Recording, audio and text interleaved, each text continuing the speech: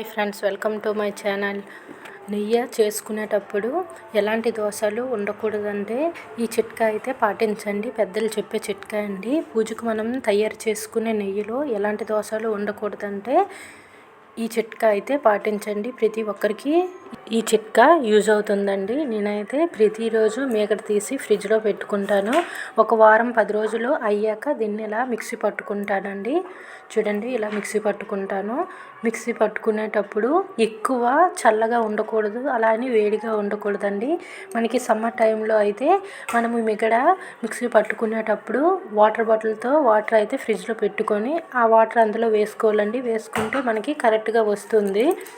లేకుంటే నార్మల్గా వింటర్ టైంలో అయితే మనకి కూలింగ్ ఎక్కువగా ఉంటుంది కదా, అప్పుడైతే మనకి రాదండి, మిగడ నీట్గా రాదండి. అందుకోసమని మనం కవ్వంతో రుబ్బుకోవాలండి. రుబ్బుకుంటే మనకైతే నీట్గా వస్తుంది. చూడండి, ఇప్పుడు చల్లగా ఉండడం వల్ల చూడండి మనకి మిగడ మిక్సీ కొట్టేటప్పుడు నీట్గా రాలేదండి. అందుకోసమని దీన్ని అయితే నేను కవ్వం పట్టుకుంటాను. కవ్వంతో రుబ్బితే మనకి మిగడ అనేది పోసుగా నీట్గా వస్తుందండి.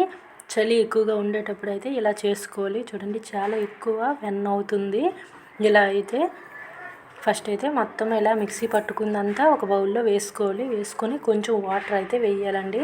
వాటర్ వేసుకొని దీన్ని మనకి కొంచెం ఇదంతా వేడిగా అయ్యే వరకు మనము కవ్వంతో రుబ్బాలి. అలా రుబ్బితే ఇది తొందరగా వెన్న అనేది వస్తుందండి. అందుకోసం ఎలా రుబ్బుకుంటున్నాను చూడండి, చాలా బాగుంటుందండి.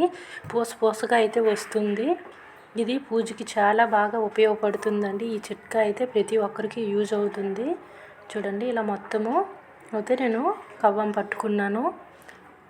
ఇలా నీట్గా కొట్టుకుంటే మనకి పోసులుగా వస్తుందండి. నెయ్యి మనకి మజ్జిగ పట్టుకోకుండా ఉంటుంది. లేకపోతే నెయ్యి అంతా మజ్జిగ పట్టుకుంటే మనము వేడి చేసుకునేటప్పుడు ఎక్కువ అడుగులో చేరిపోతుంది. అలా కాకుండా మజ్జిగ ఉండకూడదంటే వెన్న తీసేటప్పుడు అలా అయితే మనకి నీట్గా వస్తుంది. మనం ఎంత వెన్న వేస్తామో అంత నెయ్యి అనేది వస్తుంది. చూడండి, మొత్తం అయితే ఇలా రుబ్బుకుంటున్నాను. చూడండి ఎంత నీట్గా వచ్చింది. మనకి మజ్జిగ అనేది వేరుగా వస్తుంది, వెన్న వేరుగా వస్తుంది ఇలా రుబ్బుకునే కొలది. చూడండి, చాలా నీట్గా వచ్చింది. ఇప్పుడు మనం వాటర్ అయితే కొంచెం తీసుకోవాలండి. వాటర్ తీసుకొని అందులో ఈ వెన్న అంతా చిన్న ఉండలుగా చేసుకొని వాటర్లో వేసుకోవాలండి. అలా వేసుకుంటే మనకి మజ్జిగ అంటుకోకుండా వెన్నకి ఉంటుంది. చూడండి, చాలా నీట్గా వచ్చింది.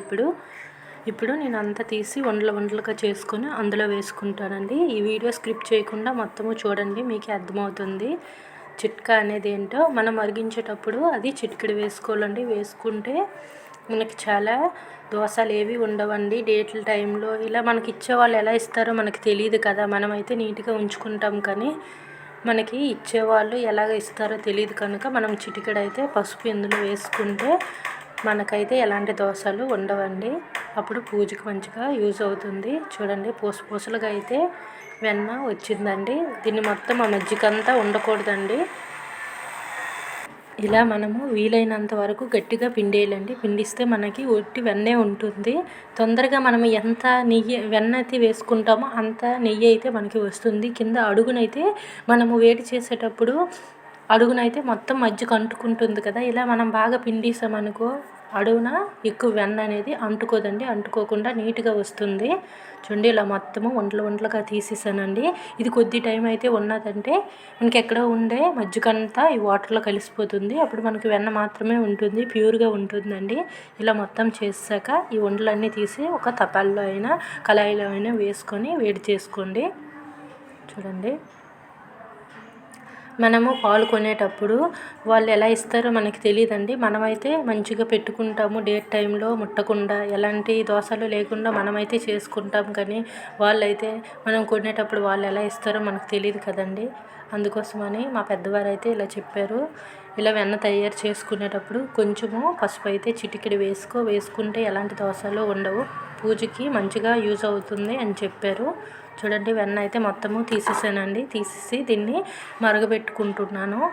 మరిగేటప్పుడు కూడానండి ఎక్కువ టైము బ్లాక్గా అయ్యేటట్లు మాత్రం మరిగించుకోకండి. లాస్ట్లో కొంచెము అంటే రెడ్ కలర్లో అయ్యేటప్పుడు మనము స్టవ్ ఆఫ్ చేసుకుంటే సరిపోతుంది. గట్టిగా మరిగించుకోవాలండి. మరిగించుకునేటప్పుడు ఎక్కువ టైం మరిగించుకునే స్మెల్ అనేది మనకి బాగుంటుంది, మంచి స్మెల్ వస్తుందండి. ఇలా ఉండేటప్పుడు తీసుకుంటే బాగుండదండి, తొందరగా పాడైపోతుంది. అలా కాకుండా కొంచెం కలర్ అయితే చేంజ్ అవ్వాలి. అలాంటి టైంలో మనము స్టవ్ ఆఫ్ చేసుకోవాలండి. చూడండి ఈ కలర్లో రావాలి, మరి బ్లాక్గా అయితే రాకూడదు.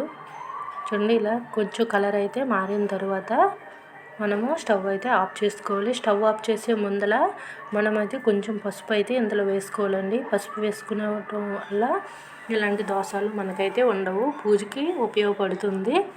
చూడండి చిటికెడైతే వేసుకుంటాను. వేసుకొని ఈ పసుపు స్మెల్ రాకుండా కొంచెం టైం అయితే దీన్ని మరగనివ్వాలండి. మంచి స్మెల్ వస్తుందండి అప్పుడేని. మొత్తం ఇలా అయిపోయాక స్టవ్ ఆఫ్ చేసి దీన్ని అయితే వడకట్టుకోవాలి.